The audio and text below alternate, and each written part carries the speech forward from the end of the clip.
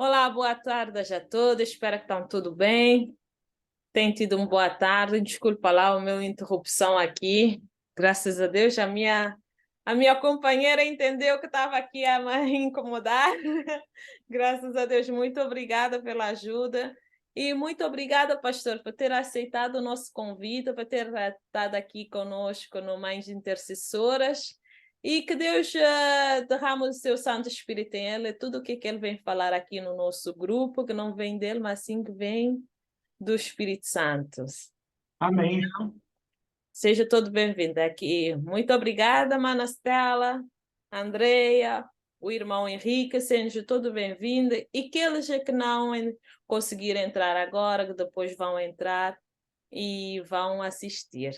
E aquele que não assistir, vai assistir lá no YouTube depois. Então, eu vou Ok. fazer uma breve oração, pastor, e depois o tempo é vosso. Aqui nós não damos o tempo aqui é tudo do Espírito Santo. Amém. Então, vamos lá orar. Querido Pai que estás do céu, muito obrigada, Senhor, por esse dia que o Senhor nos acordou, convido, Senhor, nós sabemos que tem muitos que não conseguiram acordar essa manhã, que o Senhor venha confortar os seus corações, derrama o teu Santo Espírito naqueles que estão Amém. doentes, Senhor, aqueles que estão a passar por alguma dificuldade no problema, Senhor, aqueles que têm adolescente em casa, Senhor, no caso como eu, Senhor, que o Senhor venha estar a derramar o teu Santo Espírito em eles e nos capacita também, Senhor, nós como Pai, para educar eles, temos nos teus caminhos, Senhor. Vem Amém. proteger cada uma família aqui, aqueles que vão entrar agora, Senhor, aqueles que vão entrar depois, ou aqueles que vão assistir no YouTube, Senhor, que o Senhor vem estar com eles e que o Senhor vem estar a dar a eles capacidade e entendimento que eles possam pôr tudo em prática, Senhor. Que o Senhor continue nos Amém. a ajudar a caminhar com os nossos filhos sempre nos teus caminhos e nunca desviar. Que o Senhor continue a morar no nosso lar e nunca sai, Senhor. Vem estar conosco, que Amém. não estamos merecedores. É por amor do Senhor Jesus, nós oramos. Amém. Amém. Boa tarde ao grupo de orações ou de mães intercessoras, né? Obrigado pelo privilégio de estarmos juntos aqui nessa tarde e noite, né? Que acho que a diferença de fuso horário é de cerca de 4 horas para aí, mas eu agradeço a Deus a oportunidade e a gente quer partilhar com vocês algo que a luz do céu já trouxe para nós e que a gente também, de alguma forma, já viveu ou pode viver também, algumas mães, né, no caso. E meu nome é Mauro Castro, eu sou pastor aqui no Brasil, especificamente no estado de Goiás, no centro-oeste brasileiro, e estou aqui já numa jornada, né, chegando já na tarde do meu ministério, né, me preparando aí para daqui um tempo me aposentar, embora as pessoas olhem para mim e digam assim que eu não pareça muito velho, mas Deus já me deu uma carreira muito, muito especial no ministério, né? E hoje nós escolhemos partilhar com vocês a realidade do capítulo 71 do livro Orientação da Criança. Esse livro é um livro de orientação, mas se a gente pudesse traduzi-lo na linguagem atual, a gente vê que a serva do Senhor ela foi inspirada para nos ensinar o que é o verdadeiro discipulado dos nossos filhos. Essa é uma palavra, queridas mães e pais aqui presentes, parece que tem pais também, essa é uma palavra que é de difícil compreensão para a gente, porque a maioria de nós não vivemos. E a gente entende, muitas vezes, educação dos filhos como simples orientações. Mas quando você vai no capítulo 71, que a serva do Senhor fala lá sobre a vigilância e o cuidado paterno, ela começa a dizer para mim e para você que o que Deus espera de mim e de você é muito mais do que meras orientações. Para muitos, a tarefa de ser pais é um desafio. E muitas vezes a nossa tendência, perdão, a tendência do nosso cérebro é procurar facilitar a tarefa. é procurar moldá-la de uma forma que não exija tanto de nós. E muitas vezes a gente é culpado, como pais, de resumir essa tarefa apenas no dizer o que os nossos filhos têm que fazer ou que não devam fazer. Mas o capítulo é bem claro em dizer que a tarefa dos pais não é apenas dizer, orientar segundo o que a Bíblia diz e que Ellen White também orienta nos seus testemunhos, mas a nossa tarefa é ir além. Nós devemos ir além. E o além aqui é um desafio. Por quê? Porque ela começa dizendo que eu e você, como pais, devemos ensinar o domínio próprio desde a infância. E, aliás, ela diz que isso é o maior desafio do ser humano. Talvez a tarefa mais difícil para o ser humano desenvolver seja o domínio próprio.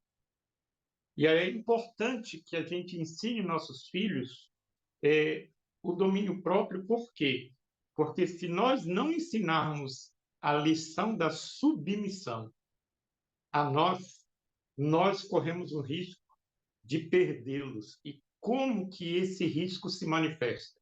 Esse risco se manifesta através dos hábitos que o inimigo semeia na vida e nos caracteres de nossos filhos. Se eu não for intencional em relação a isso, como pai ou como mãe, na realidade, os maus hábitos de nossos filhos se desenvolverão para, infelizmente, amadurecerem frutos para a destruição do seu caráter.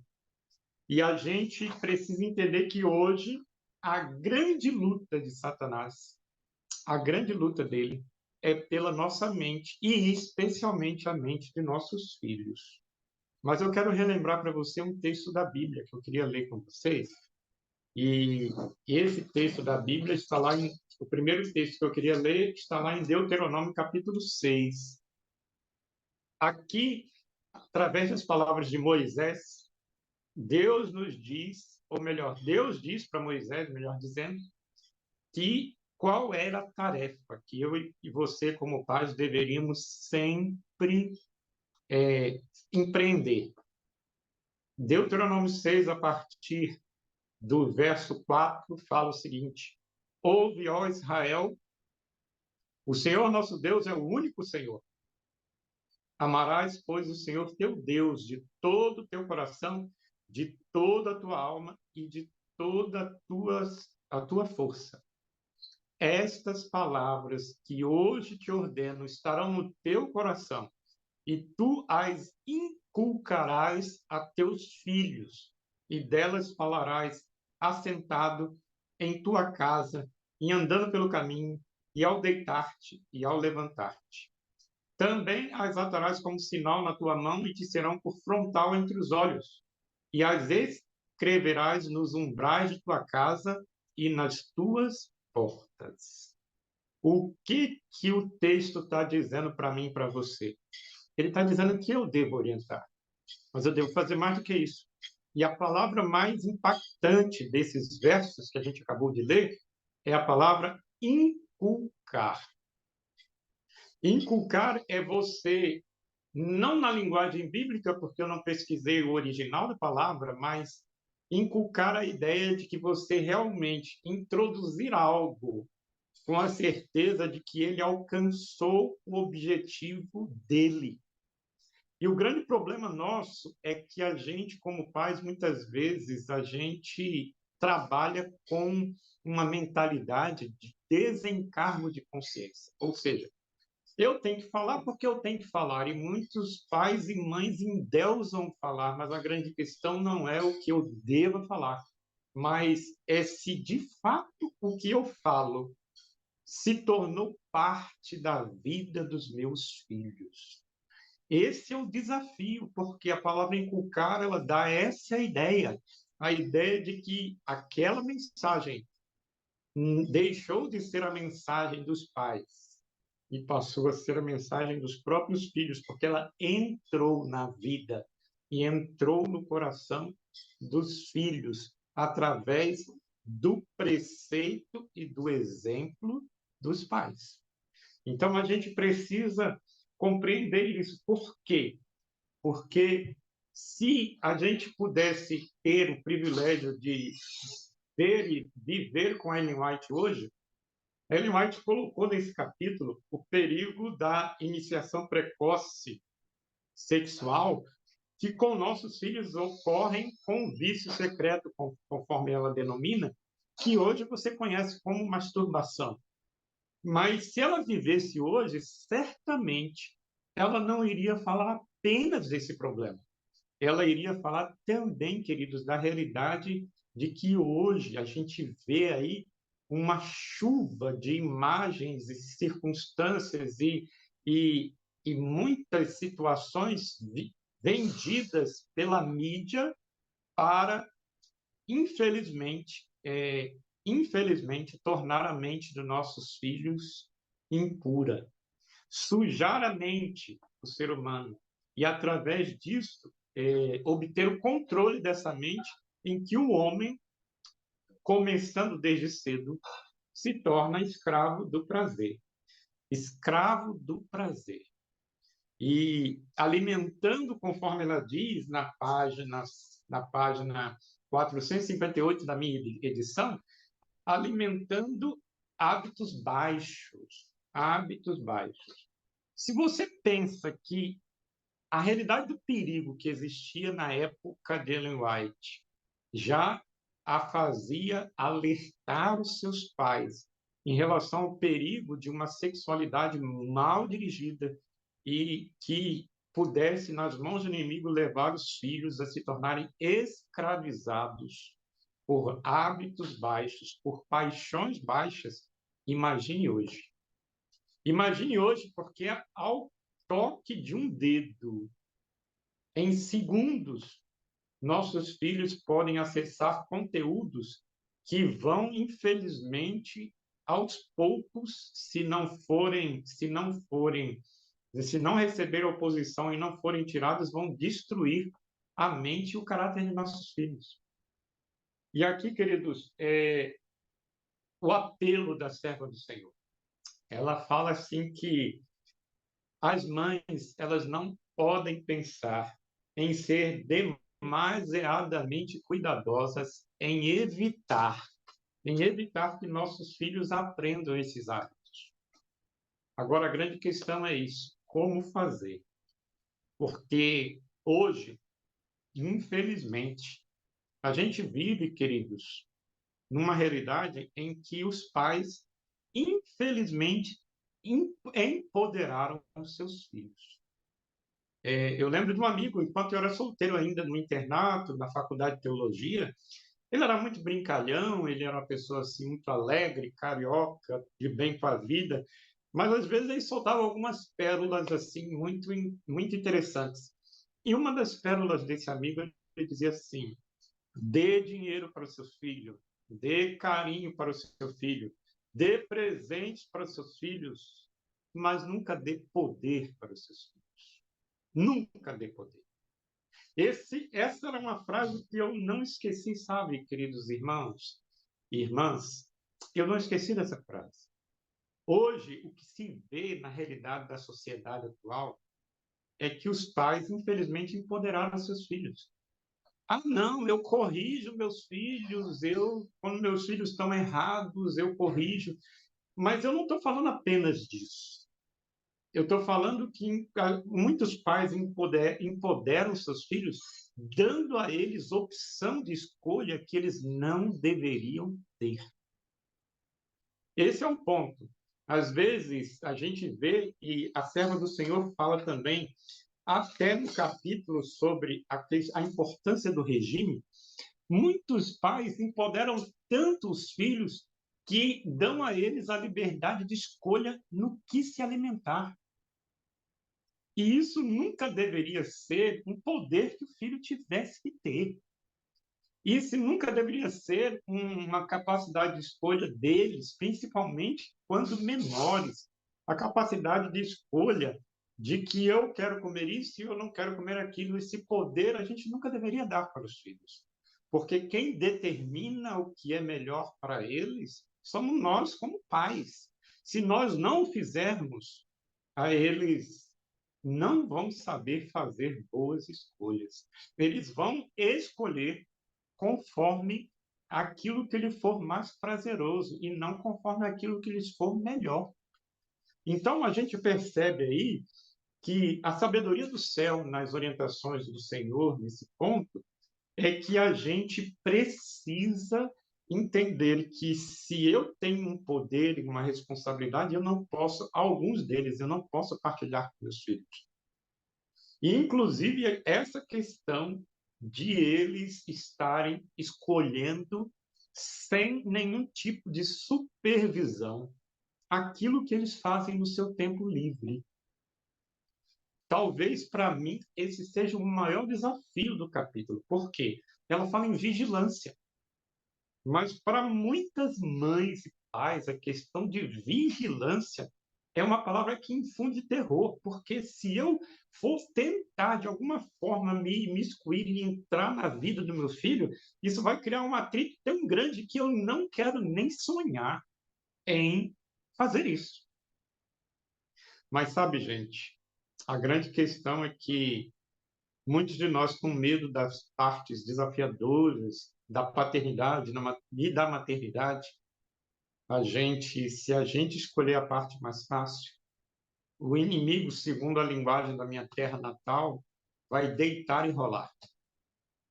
Porque se a gente escolher aquilo que for mais fácil para nós como pais, para evitar o atrito, para não bater de frente com os filhos, a gente vai dar um terreno terrível para o inimigo de nossas almas, na nossa família. A gente precisa entender exatamente o que a gente quer como pais. Se a gente não entender o que a gente realmente tem intenção como pais, a gente vai começar a negociar os nossos princípios hoje e também as necessidades que a gente tem como pais hoje. Eu lembro, queridos, de uma experiência que o pastor Adolfo Soares contou que ele teve com a filha dele, adolescente.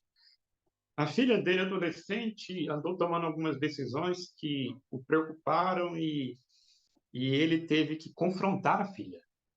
E ele foi muito duro com a filha porque era algo que realmente, que se não fosse cortado, poderia produzir alguma colheita futura ruim depois. E ele foi muito duro, enérgico com a filha, mas a filha olhou para ele e falou assim: pai, mas o senhor deveria ser um amigo meu e está falando comigo desse jeito? Veja o tom desafiador. E o tom desafiador, o pai ele não perdeu o controle da situação, olhou para a filha e diz assim: a filha, eu quero dizer para você que eu sou seu amigo, mas antes de ser seu amigo, eu sou seu pai. E você precisa me respeitar. A grande verdade, queridos, é que a gente tem que ter essa coragem de sermos pais, de entrarmos na vida de nossos filhos. Então, deixa eu começar aqui do início, queridos. Por quê?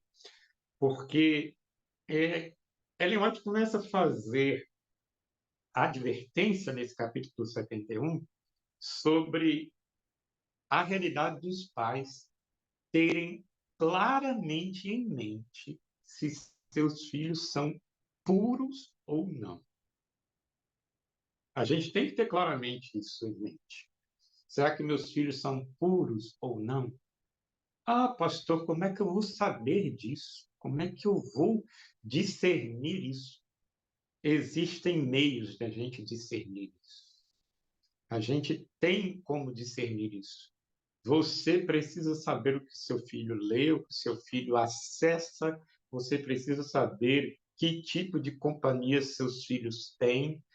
E a gente, ao perceber também certas conversas, a gente tem sinais claros que se nossos filhos são puros ou não são puros. A gente tem sinais claros disso. E ao perceber esses sinais, eu tenho que ser, como pai, e como mãe intencional. Porque ela fala aqui na página 458 que não deveis deixar a questão descansar enquanto não estiverdes completamente satisfeitas, falando para as mães, né? A saúde e a alma dos que amais estão em perigo, o que torna essa questão, da maior importância. Não obstante as tentativas para ludibriar e ocultar determinada vigilância e íntima investigação, geralmente revelarão o verdadeiro estado do coração e da mente dos nossos filhos. A gente precisa entender isso. E aqui ela continua dizendo, né? Então deve a mãe apresentar-lhes fielmente esse assunto em sua verdadeira luz, mostrando sua degradante tendência para baixo. Procurar e convencê-los de que a condescendência com esse pecado destruirá o respeito próprio e a nobreza de caráter e arruinará o verdadeiro amor a Deus e a beleza da santidade. Deve a mãe prosseguir nessa questão até ter suficiente evidência de que a prática está terminada. Veja, não é uma tarefa fácil. Alguns estão se perguntando, mas pastor, como? Eu vou arrumar briga. Tá, então vamos ao ponto aqui, queridos. Queridas mães, queridos pais. Vamos ao ponto. O ponto aqui não é se eu vou arrumar briga ou não.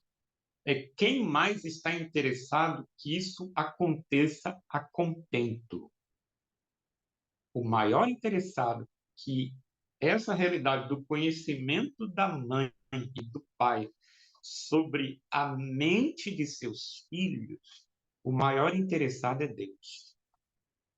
Então, se o maior interessado é Deus, eu devo levar o caso a ele. E eu devo depender dele, sabe? Mas o que se vê na maioria dos lares é um esforço mínimo em relação a isso. E uma busca quase nula a Deus em relação a esse desafio. Porque muitos filhos que se revoltam quando os pais querem entrar nas suas vidas e saber o que eles acessam no computador, saber com quem eles andam e compreender o que eles andam acessando na internet, muitos pais têm esse tipo de atitude. Atitude assim, eu não vou bater de frente, eu vou só ter revolta. Aí não faz nenhum ou quase nenhum esforço para saber o estado da alma dos filhos e também tem uma busca quase nula a Deus em função dessa necessidade. Queridos, Deus não vai nos desculpar. Ele não vai nos desculpar. Nós não poderemos oferecer nenhuma desculpa a Deus sobre o estado da vida de nossos filhos se nós formos negligentes. Meu filho não deixou. Ele não quis me ouvir. E, queridos pais, muitas vezes a questão dos filhos não querer nos ouvir e não aceitar a nossa atitude de compreender claramente em que estado eles estão espiritualmente falando, como está a mente deles, se está poluído ou não pela realidade do mundo e pela realidade do que o diabo coloca muitas vezes na mente. Essa realidade que a gente precisa entender é que a gente precisa aceitar que isso tem que ser feito como uma prioridade inegociável, com uma tenacidade também inegociável. Porque se eu afrouxar os esforços nesse sentido, eu continuarei dando terreno para Satanás nesse ponto. E eu não tenho no direito, como pai, de dar terreno para o inimigo de uma forma negligente, de uma forma displicente. Porque quanto mais terreno o inimigo tem em nosso lar, na vida de nossos filhos, mais estrago ele irá fazer na vida de nossos amados. Agora, o primeiro ponto que eu coloquei para você é o ponto que está no capítulo 82 desse livro, que fala sobre a importância da oração. Eu preciso depender de Deus nessa tarefa, e ao depender de Deus e me colocar a minha vida nas mãos de Deus, o Espírito Santo vai me conduzir da maneira como eu devo me aproximar dos filhos para ganhar-lhes a confiança e saber exatamente o estado da mente e do coração deles, em relação a maus hábitos e em relação também à espiritualidade. Ela diz aqui na página 458 também o apelo, né? Orai muito, orai com fervor pelo auxílio divino. Mas ela reconhece que eu não posso seguir e dizer uma regra que se adeque a cada caso, né? Eu não posso dizer isso. Cada caso é diferente do outro. Mas quais são os princípios que ela coloca aqui, queridos? Ela coloca o princípio da não precipitação, de tal forma que eu não devo aproximar-me dos filhos com censura. Eu não devo aproximar-me dos filhos com agitação, ela diz, com agitação e com censura. Pelo contrário, a gente deve aproximar, nós devemos nos aproximar de nossos filhos com simpatia. Ela diz assim: deveis sentir profundamente, profundamente, deveis sentir profundamente por qualquer mala atitude que tenhas tomado e que poderia ter aberto a porta para Satanás guiar os vossos filhos por suas tentações. A gente precisa ter simpatia e empatia. Duas palavras parecidas, mas se colocar no lugar das pessoas e sentir o que as pessoas sentem é o desafio nosso. Mas às vezes eu, como pai, quantas vezes já cometi o erro de me aproximar dos filhos como se eu tivesse sido muito diferente deles na época em que eles viveram, com a idade que eles tiveram. E sabe, queridos, a nossa realidade é que a gente tem que admitir que nós também passamos por lutas em nossa infância e adolescência. Nós fracassamos várias vezes. E talvez o que o Espírito Santo esteja querendo dizer para nós é que eu não posso me apresentar como pai e como mãe como alguém que nunca tomou uma decisão equivocada, nunca escolheu caminhos errados ou alguma decisão que desonrou a Deus no período de nossa infância ou adolescência. E muito mais adolescência, porque adolescência a gente lembra bem, infância nem tanto, mas a grande realidade é que eu não posso me dirigir aos meus filhos como alguém que não tivesse as mesmas fraquezas, que não tem as mesmas fraquezas que eles têm. A gente tem que se dirigir aos nossos filhos nesse sentido, como pessoas que viveram o que eles estão vivendo e que entendem o que eles estão passando. Então, eu preciso, e o primeiro passo, com certeza, para eu granjear a confiança do filho, é que ele me veja como alguém que não deixou de ser uma autoridade, que não deixou de ser alguém a quem o filho deve respeito, mas se mostrou também alguém igual. espiritualmente igual.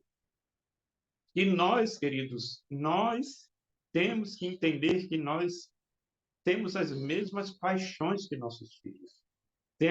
Podemos estar sujeitos às mesmas fraquezas que eles.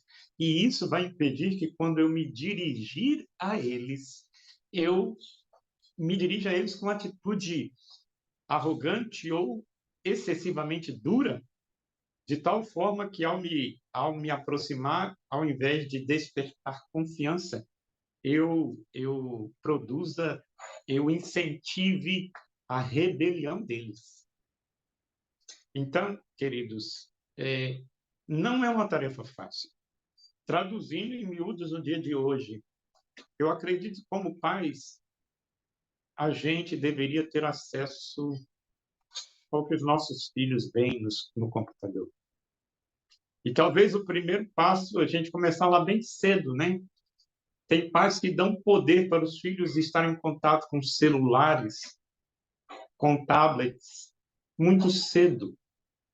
Mas os próprios criadores desses gadgets eletrônicos aí, dessa realidade, eles mesmos sabem e praticam, no caso até mesmo da família de Steve Jobs, a família do outro fundador aí da Microsoft, eles mesmos nunca deram para os seus filhos esses aparelhos eletrônicos antes dos 6 anos de idade. Mas para a gente oferece de mão beijada. A gente tem que entender, queridos, que isso não é algo que eu tenho que dar a escolha para o meu filho fazer. E eu tenho que tomar a primeira posição. A segunda posição, queridos, é a realidade de que, como pais, eu tenho que ter um acordo real com os filhos quando eles tiverem seus celulares e seus computadores. Acordo. O que é combinado não sai caro. Qual é o acordo? Filho, filha, se está ganhando o seu computador, o seu primeiro celular, mas saiba que ele não é só seu. Eu também teria acesso à sua senha, ao seu computador, quando eu precisar. E eu vou querer deixar claro isso. O que é combinado não é caro. Se pais não combinam isso, queridos, para depois você conquistar essa confiança, fica difícil. Mas eu acho que a ideia, se você não viveu isso ainda, uma dica. Na hora que estiver trocando o celular, às vezes você troca o celular, filho, filha, olha, eu sei que você está crescendo, é a realidade, mas o celular não é só seu. O celular, sua mãe e seu pai têm que ter um acordo. Como casal que confia um no outro, tem um acordo claro. Qual é o acordo? Que para casais que têm uma convivência saudável, não existe senhas de celular da esposa para o esposo, nem do esposo para a esposa. Tudo tem que estar bem claro ali para que todos possam ter acesso e saber exatamente o que acontece, com quem conversam, o que conversam. Tem que deixar isso muito claro. São situações que eu não posso negociar e eu não devo abrir mão. Não devo. Porque se eu não fizer isso, a vigilância e a íntima investigação que a serva do Senhor pede, ela vai ser impossível de acontecer. Impossível. E eu preciso saber. Ah, pastor, mas é fácil hoje só falar assim. Ah, meus filhos conhecem, então, se eles estiverem vendo algo impróprio, vão limpar o histórico. Queridos, se você quiser, você sabe que tecnologicamente dá para saber. Dá para saber. O que seu filho ele vê no seu dispositivo? A que ele está se submetendo? no seu dispositivo. Isso é claro, você sabe que existem programas e jeitos de saber que se um dispositivo já foi usado de maneira imprópria ou não. Se ele já acessou conteúdos chamados adultos, mas que é a realidade que são coisas satânicas, né? Ou não. Mas você, mãe, você, pai, precisa saber, e esse acordo precisa ser feito. Ele precisa ser feito no seu lar. Ele precisa ser feito. Porque se ele não for feito, o inimigo terá uma grande vantagem. Agora, a grande questão é que muitos filhos podem até questionar, né? Ah, mas pai, você não confia em mim? E uma resposta muito simples para os filhos que falam isso é que confiança é uma via de mão dupla. Quanto mais você usa melhor a confiança, mais você pode receber de volta. Então, todos nós, como pais, damos um certo grau de confiança aos nossos filhos. Mas nunca deveríamos dar demais. Porque confiança sem supervisão é abandono. Coloque isso na sua cabeça. Confiança sem supervisão é negligência. Isso não deveria passar na nossa mente, né? Não deveria passar na nossa mente. Então, a gente precisa viver isso. Mas um outro desafio que a serva do Senhor coloca para nós, na página 459 em português, eu não sei se a linguagem da Europa aí é a mesma, mas o capítulo 71, ela diz lá que eu tenho que me empenhar nessa obra, mas ela diz assim: antes de vos empenhardes na obra de ensinar aos vossos filhos a lição do domínio próprio, vós mesmos a devias ter aprendido. E aqui é outra coisa que eu e você precisamos conversar muito com Deus sobre o assunto. Porque, sabe, irmãos, para muitos pais, e aqui talvez a realidade até dos pais mesmo, homens, essa realidade do perigo da sexualização, da erotização das crianças, muitos pais não querem ter a coragem de se empenhar nessa tarefa porque talvez vários sejam escravos daquilo que a mídia coloca nesse sentido. E isso é um drama. A força moral cai.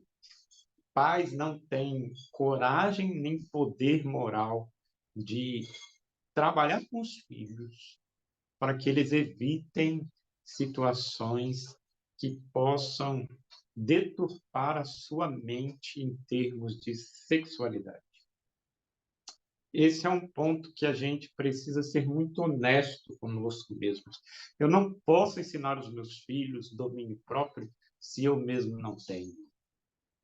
Eu preciso conversar com Deus e lutar mesmo com Deus sobre essa questão, porque, caso contrário, eu corro o risco de me tornar um moralista. Não vou falar nem hipócrita, porque, no fundo, a palavra hipócrita não é bem compreendida. Hipócrita não é aquele que prega o que não faz, mas é aquele que prega aquilo que ele não tem vontade de fazer.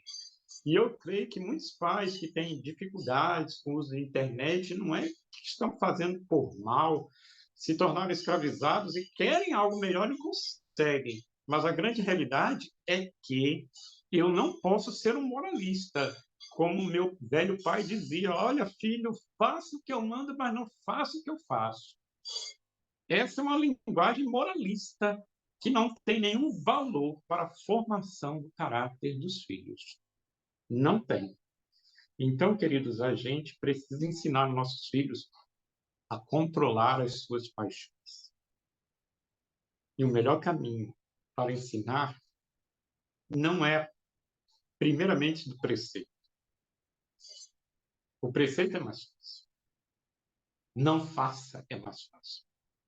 Mas o melhor caminho para a gente realmente ensinar nossos filhos é o exemplo, é a influência.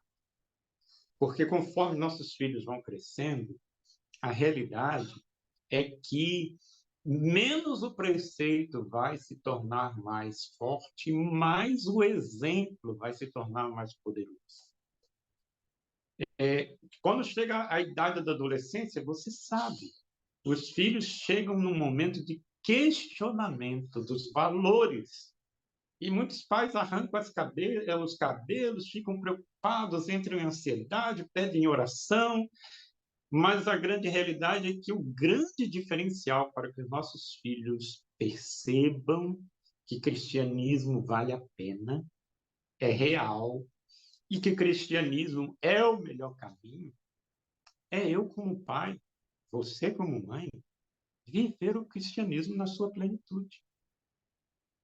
Os questionamentos de valores de nossos filhos serão respondidos pelo nosso exemplo.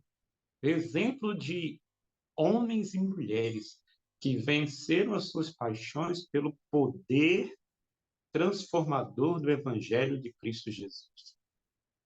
Eu não posso, eu não devo me aventurar, não devo, queridos, eu não devo, amados, me aventurar em procurar ensinar os meus filhos se eu mesmo perco muito tempo em redes sociais, internet.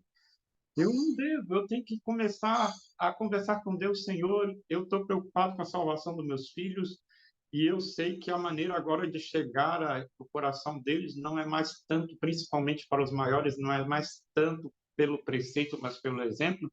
Então, por favor, me dê a vitória. E deixa eu dizer uma coisa para vocês, amados. Às vezes a gente não sabe o que é agonizar com Deus em oração, mas a gente precisa aprender, sabe? E eu lembro de um irmão de igreja, um homem muito consagrado, que tem uma experiência fantástica com Deus, onde ele falou para mim uma coisa que eu passei a experimentar. Confesso que ainda não cheguei à plenitude disso, mas ele disse: olha, existem fraquezas nossas que só serão vencidas por busca de Deus em 2, 3 dias de oração intensa, de busca intensa ao Senhor. Porque, caso contrário, nessa nossa devoção, feijão com arroz, a gente não vai conseguir vencer algumas coisas que nos escravizam. A gente não vai conseguir vencer isso. E deixa eu falar um pouquinho mais sobre esse ponto, amados. Eu quero falar um pouquinho mais sobre esse ponto. O ponto de a gente vencer, né? Esse ponto de a gente vencer, ele é fundamental, porque eu lembro de uma pessoa numa live sobre a questão de internet e pornografia. Ele falou: olha, eu faço uso, não estou fazendo mal a ninguém, não estou prejudicando ninguém, eu faço escondido lá no meu quarto e é só eu e eu mesmo e ninguém tem nada a ver com isso. Queridos, quando os pais, o pai, especialmente o pai, erra nesse ponto, a influência que eles trazem para o seu lar e para o relacionamento conjugal e para o seu papel paterno é uma influência de morte para a mente. Seu filho não precisa saber, mas quando se erra nesse ponto, a gente convida a influência satânica a estar dentro do nosso lar. Isso é sério. Ellen White fala aí da questão do exemplo, né? E a gente precisa cuidar disso. E ela também fala, queridos, da questão do regime. Regime. Irmãos, a questão de reforma de saúde é um certo tabu que existe entre nós, né? A gente não gosta de falar nisso.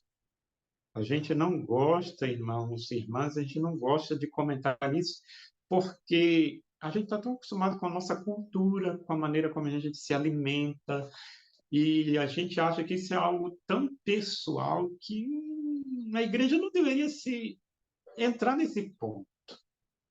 E por isso a maioria dos pais não entenderam a questão da temperança, e o apetite tem sido outra forma com que o inimigo ele consegue o controle da mente dos pais e, consequentemente, dos filhos.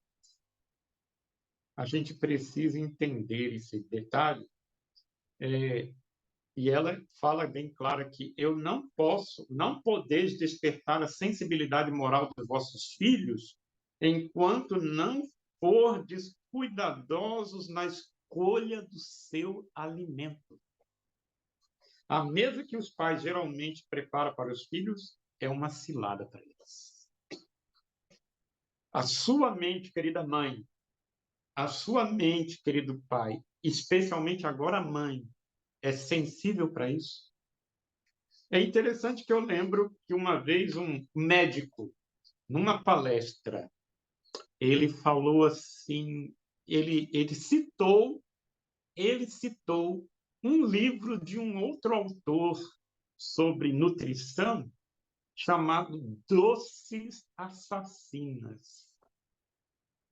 E ele citou como as esposas, querendo agradar o paladar dos esposos, produzem alimento elaborado, apetitoso, caudaloso, aquele alimento que realmente dá vontade de comer e comer muito, como as esposas preparam a sepultura dos seus maridos. E eu fico pensando que isso também poderia ser aplicado aos filhos, né?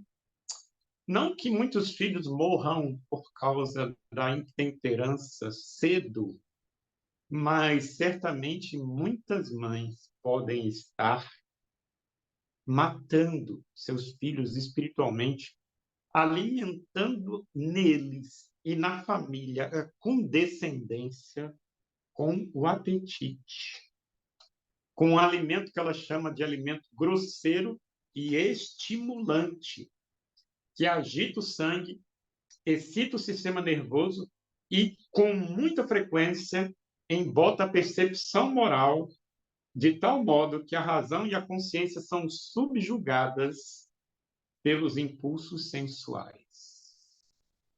Ah, queridos, percebam que o chamado de Deus é muito profundo. A Ivânia falou que eu não devo me preocupar com o tempo, mas eu confesso para vocês que eu já me preocupei um pouquinho com o tempo. Eu estou colocando aqui a importância do que ela fala nesse sentido. O sentido também da gente não dispensar o exercício físico para nossos filhos, a gente também não os deixar na indolência. Mas eu quero terminar essa live falando da importância de que quando a gente pega um caso em que o mau hábito já está estabelecido, e qual deve ser o nosso papel? Sabe, irmãos, o nosso papel deve ser, segundo ela diz na página 463, apresentar aos vossos filhos o encorajamento de que um Deus misericordioso aceitará o verdadeiro arrependimento de coração e lhes abençoará os esforços para se purificarem de toda a imundícia da carne e do espírito. Sabe, gente, a grande luta, talvez, para vocês, mães, e para nós, pais, eu tenho dois filhos já adultos, né? Mas Deus já me deu algumas experiências com os filhos. E sabe, talvez o nosso grande desafio como pais é a gente hoje granjear a confiança de nossos filhos. Porque ela está falando aqui de situação em que o pai percebe e entende que o filho já enveredou por um hábito ruim e ele possa abertamente confessar essa realidade do hábito ruim, de algum vício degradante. E a grande luta nossa como os pais, e eu termino com isso, é que a Ellen White ela tem uma chave que eu queria partilhar com vocês. E essa chave, nos escritos dela, eu já vi em duas circunstâncias, talvez ela fale de outras, mas quando ela fala de evangelismo pessoal, ela diz assim que o segredo do nosso êxito em transmitir a verdade não está tanto em nossos argumentos, mas na nossa capacidade de chegar ao coração daqueles que ouvem a palavra. Mas ela também fala, queridos, que o segredo do êxito na educação dos filhos é a capacidade que a gente tem, dirigida pelo Espírito, de chegar ao coração dos nossos filhos. Eu não esqueço minha mãe. Minha mãe estudou pouco, apenas até a 4ª série primária, mas ela nunca fez psicologia, nunca leu um livro de psicologia, mas depois que eu casei e tive filhos, meus filhos passaram a adolescência, minha mãe, quando eu conversava com ela ao telefone, ela sempre perguntava: como é que estão os filhos? Estão bem, mãe. E como é que está o relacionamento de vocês com ele? Está bem, a gente não tem problema, não. E ela dizia: olha, eu não estou perguntando, filho, se você tem problema com os meus netos. Eu estou perguntando se, de fato, você é amigo deles, se você chegou ao coração deles. Mãe, para que a gente vença as armadilhas de Satanás na vida e na mente dos nossos filhos, a gente precisa chegar ao coração deles. A gente precisa chegar ao coração deles. Se há algum alvo que eu, como pai, e você, como mãe, tem que ter em mente, é chegar ao coração deles. Se a gente não chegar ao coração deles, nós nunca poderemos ser instrumentos para formar o caráter deles. A gente precisa chegar ao coração deles. Quando minha mãe dizia isso, eu ficava assim, o que minha mãe quis dizer? Mas depois de um tempo, Deus me mostrou o que era. Quando ela falou isso, eu lembrei que do coração do meu filho mais velho, eu já tinha chegado ao coração dele. E cheguei ao coração dele quando ele estava na 8ª série, com uma experiência de luta dele em relação a dificuldades com matéria e com professora. Foi aquele momento em que nós nos abraçamos e entendemos que poderíamos confiar um no outro. Mas o meu filho mais novo demorou muito tempo. Ele teve que sair de casa. E somente depois que ele saiu de casa, depois de vários anos, é que eu pude chegar ao coração do meu filho mais novo, para que ele entendesse que ele tem no pai alguém em que ele pudesse confiar. Eu quero lembrar o texto de Isaías, capítulo 8, porque o chamado de Deus nosso é tão desafiador, né? Tão grande, que a gente precisa saber o que Deus espera de nós, e ele diz lá em Isaías 8:18. Ele diz assim, Isaías 8:18, eis-me aqui e os filhos que o Senhor me deu, para sinais e para maravilhas em Israel da parte do Senhor dos Exércitos, que habita no Monte Sião. E quando Jesus voltar, nós possamos repetir essa frase. Mas mesmo antes de Jesus voltar, a gente possa ter a alegria de apresentar nossos filhos para Deus e ver que nossos filhos se tornaram meios de combater o mal e fazer o reino de Deus crescer aqui na terra. Que Deus abençoe a cada um de vocês. Amém. Amém. Pastor Mauro, por favor, podia fazer a oração, então, para terminarmos? Podemos, sim. Obrigada. Querido Deus, eu quero te agradecer por essa iniciativa de um grupo de oração de mães intercessoras. Obrigado por mães que estão com o coração aberto para aprender do Senhor. Obrigado pela disposição delas de pagarem o preço para verem os seus filhos e filhas vitoriosos no teu caminho e prontos para encontrar com Jesus quando ele se manifestar nas nuvens dos céus. Obrigado, Senhor, que o Espírito Santo continue sendo derramado na vida dessas mães e de, porventura, algum pai aqui presente. E ajuda-nos, ó Deus, a sermos intencionais, a não esquecermos que nossa obrigação como pais é profunda, é tremenda e muito maior do que nossa força e capacidade de realizar, mas que nós possamos nos agarrar a Ti, nos apoderar de Tua força e depender do Teu Espírito para que a nossa tarefa seja realizada com êxito e todos nós apresentemos nossos filhos ao Senhor quando Jesus voltar nas nuvens dos céus, mas nós também apresentemos nossos filhos à igreja e a esse mundo como instrumentos de poder nas tuas mãos para fazerem o reino de Deus crescer onde quer que tenhamos sido plantados como família.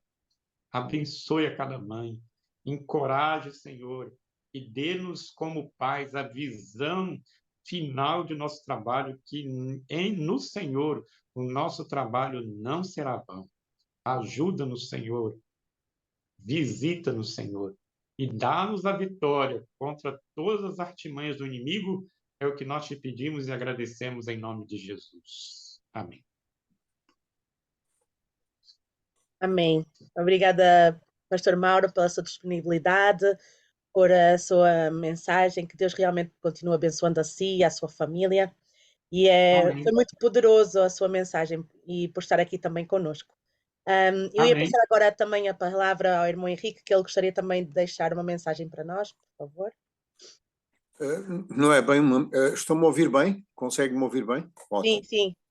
Não é bem uma mensagem, é um resumo, e é um resumo que tem como base os meus conhecimentos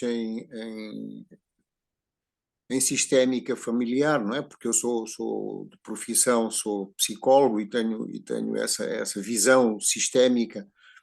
E nessa visão sistémica resume aquilo tudo que o pastor falou e que irmão White condensa no seu livro, não é? Exprime no seu livro. Porque na realidade, segundo a visão sistémica, a educação ela repousa sobre 5 pilares, essencialmente 5 pilares. O primeiro pilar, um equilíbrio entre a gratificação e a punição. Há crianças que só são punidas. Quando fazem alguma coisa boa, ninguém vê, nem nunca são gratificadas. Sempre são punidas. Essas crianças desenvolvem um estado interior de revolta, que um dia mais tarde, por muito cuidado que o pai ou a mãe tenham, vão se transformar, vão se tornar em alguma coisa que a sociedade depois vai influenciar de uma forma negativa, não é? Desenvolvem esse espírito de revolta. Mas também, se forem só gratificados e não forem punidos, transformam-se em crianças egoístas, em adultos manipuladores e que enveredam muitas vezes por caminhos da maldade e que não constroem, não conseguem construir relacionamentos que sejam saudáveis. Portanto, o equilíbrio é um dos pontos, é um dos fundamentos. O segundo fundamento é a coerência dos pais, a forma como dizem e como se comportam. Portanto, tem que haver uma coerência entre aquilo que hoje a criança é espectadora, mas que um dia ela vai ser autora. De maneira que eu tenho que ter esta coerência, congruência e consistência. A consistência na educação é dos principais fatores que constroem a personalidade de uma criança. Se é sim para o pai, é sim para a mãe. Se é não para a mãe ou para o pai, é sim para o outro. Não é sim aqui, depois ele habitua-se a manipular qual deles é que vai ceder, e muito cedo eles vão aprender a procurar perfurar esta incoerência entre aquilo que os pais dizem e que fazem na realidade, não é? É muito importante esta coerência. Aquilo que eu digo é aquilo que eu faço. Os meus valores e os meus princípios eu transmito-os através da minha posição, da minha qualidade de ser e de estar na sociedade e na família, não é? O terceiro pilar é pedir sabedoria ao Espírito Santo. Nós não podemos fazer, a obra não é nossa. Quando nós pensamos que somos suficientemente sábios, inteligentes, nós estamos a errar. Tem que ser o Espírito Santo a dominar, a gerir as nossas capacidades, as nossas ideias, os nossos projetos, os nossos planos para com a família na sua realidade, não é? O terceiro pilar, este é um pilar que para mim é dos mais importantes, mas o terceiro pilar, que é um pilar que falha muito na família, que é abrir espaços de diálogo, de negociação, espaços de concertação. As reuniões familiares são essenciais para esse espaço. As crianças têm que ter um espaço na qual elas proponham, ou elas tenham a capacidade de negociar uma ideia, uma situação qualquer que se passa no seio da família, no qual as crianças nunca têm uma palavra. São sempre os adultos que têm que evidenciar a educação, têm que ser exemplos de transmissão de valores e princípios, mas as crianças têm que ter um espaço no qual elas têm a oportunidade de falar, e não só de falar, mas um espaço na qual elas sejam ouvidas. Que isto é muito importante, extremamente importante.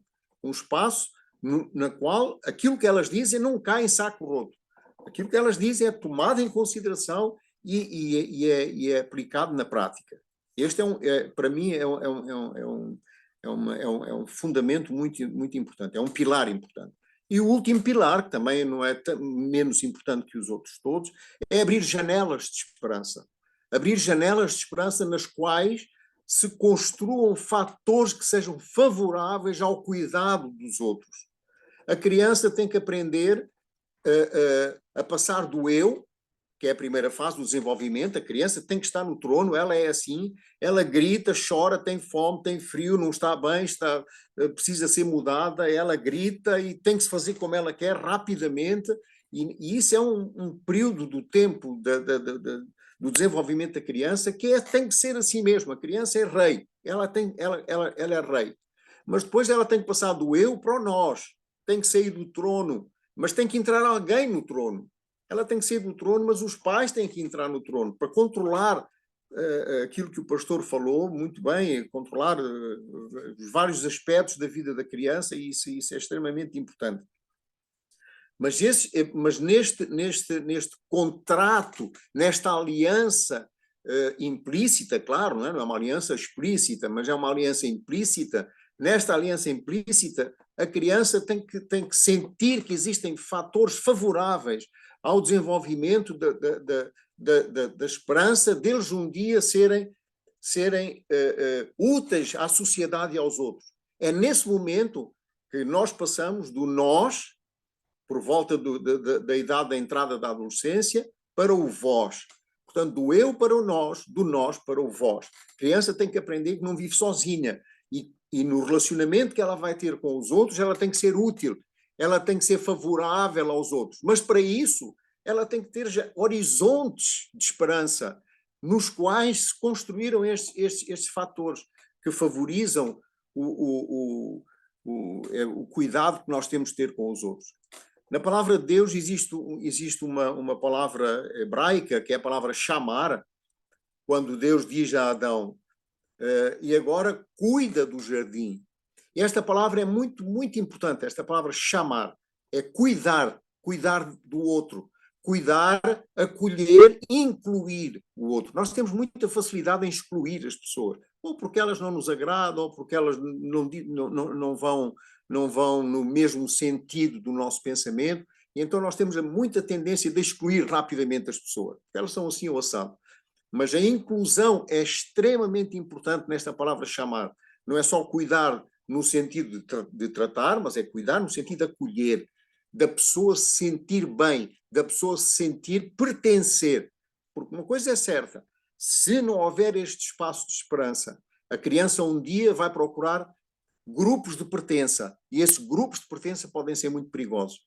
Podem ser grupos de bandidos, podem ser grupos de ladrões, podem ser grupos de alcoólicos, de consumidores de produtos estupefacientes, pode ser muita coisa.